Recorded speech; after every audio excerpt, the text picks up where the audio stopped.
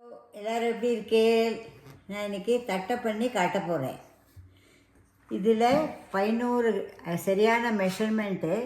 11 class ஆனாலும் சரி, கப்பானாலும் சரி, கிண்ணமானாலும் சரி, கரண்டி ஆனாலும் சரி, 11 கிளாஸ் அரிசி மாவு எடுத்தால் ஒரு கப்பு. நான் இந்த கப்பு வச்சுருக்கிறதுனால இதால் 11 எடுத்தால் ஒரு கப்பு உளுத்த மாவு.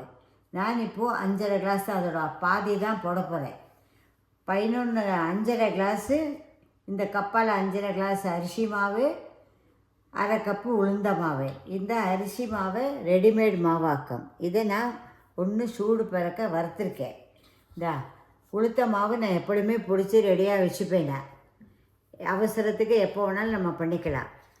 இது தேவையான சாமானங்கள்: 2 ஸ்பூனு ஊற வச்ச கடலைப்பருப்பு, 2 ஸ்பூனு எள்ளு, கொஞ்சம் பெருங்காயம், இது சில்லி ஃப்ளேக்ஸு, இது போட்டால் கொஞ்சம் நல்லாயிருக்கும் பார்க்குறதுக்கு. கொஞ்சமாக 1 ஸ்பூனு மிளகாப்பொடி, தேவையான அளவு உப்பு, கருவேப்பிலை, இது பொட்டுக்கடலை பொடி, இதுவும் போட்டால் கிறிஸ்பியாக இருக்கும். வெண்ணெய் போட்டால் நல்லா இருக்கும். மிக்ஸ் பண்ணுறதுக்கு வெல்லம். இப்போது நான் இதெல்லாம் 5.5 கப்பு அரிசி மாவு போட்டு அரை கப்பு உளுத்த மாவு, இது எல்லாத்தையும் இதில் போடுறேன். 2 ஸ்பூனு கடலைப்பருப்பு ஊற வச்சது, அதே இதில் போடுறேன். இது கருவேப்பிலை பொடி பொடியாக கட் பண்ணு, அதுவும் அதில் போட்டாச்சு. இதில் இந்த குவான்டிட்டி வெண்ணெய். இது ரூம் டெம்பரேச்சர். இது 1.5 ஸ்பூன் 2 ஸ்பூனுக்குள்ளே இருக்கும். நீங்கள் பார்த்துங்கோ. இது ரூம் டெம்பரேச்சரில் இருக்கிறதுனால இது மெல்ட் ஆகிடும். இப்போ தான் பிசைய போதா. இது இந்த பொட்டுக்கடலை மாவு,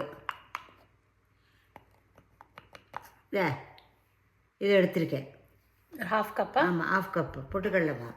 எல்லாமே சேர்ந்து வெல்லம் விட்டு பிசைய போகிறேன். எல்லாம் கலந்து இந்த மாவு பிசைஞ்சாச்சு. ரொம்ப தண்ணி லூஸாக, ரொம்ப வெல்லம் கம்மியானால் தட்டி வாரத்துக்குள்ளே விரிஞ்சிடும். கொஞ்சம் ஈரமானாலும் பரவாயில்ல, எண்ணெயை தொட்டு தட்டி தட்டி போடணும். இப்படி இருக்கணும்.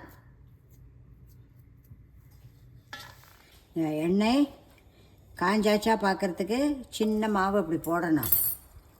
இதில் நான் கடலெண்ணெயும் வெளிச்செண்ணையும் ரெண்டுமா மிக்ஸ் பண்ணியிருக்கேன். அப்போ இது போட்டேன்னா பீனட் ஆயில், ஆமாம், peanut oil and coconut oil ரெண்டுமா போட்டதுனால வெளிச்செண்ணையில் போட்ட மாதிரியே இருக்கும்.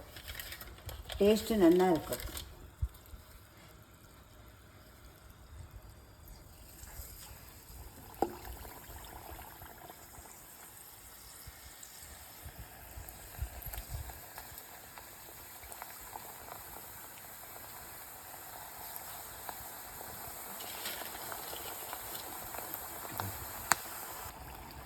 ஓசை அடங்கியாச்சு.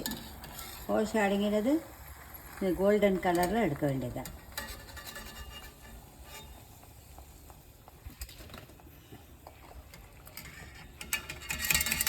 பண்ணி முடித்தாச்சு. இதை பாருங்கோ, இத்தனை தட்டை கிடச்சிது நான் போட்ட குவான்டிட்டிக்கு. இதை பாருங்கோ எப்படி திறக்கிறது பற்றில சவுண்டு.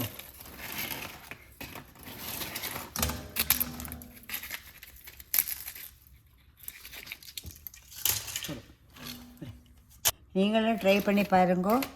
இது சூப்பராக கிறிஸ்பியாக வந்திருக்கு. நீங்களும் ட்ரை பண்ணி பார்த்து எப்படிங்கிறத சொல்லுங்கோ. பாய்.